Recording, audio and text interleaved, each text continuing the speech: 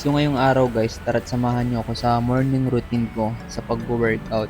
So ang training naman natin ngayong araw guys is chest, tapos nag-shoulder workout tayo.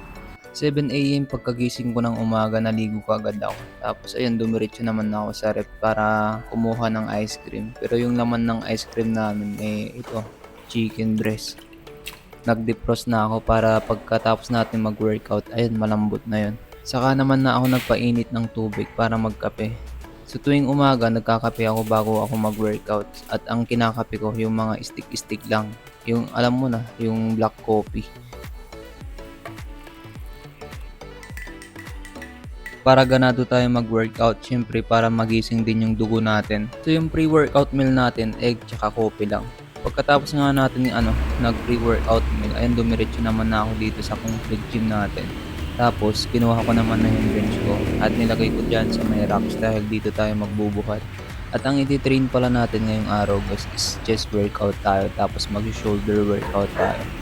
At dahil shoulder workout yung pinares ko ngayon dito sa chest workout natin, ang ginawa ko lang sa chest workout natin is flat bench press tsaka decline. Hindi na tayo nag-incline para hindi na tayo masyadong mapagod.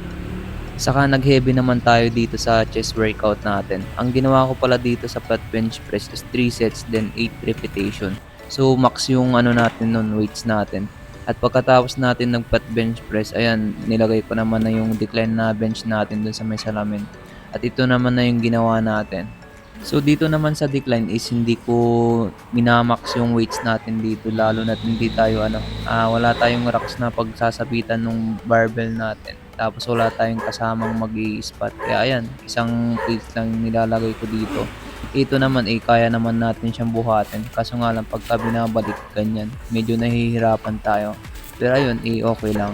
At pagkatapos natin nag-chest workout, ayun, kumuha naman na ako ng 2 dumbbells para mag-shoulder workout.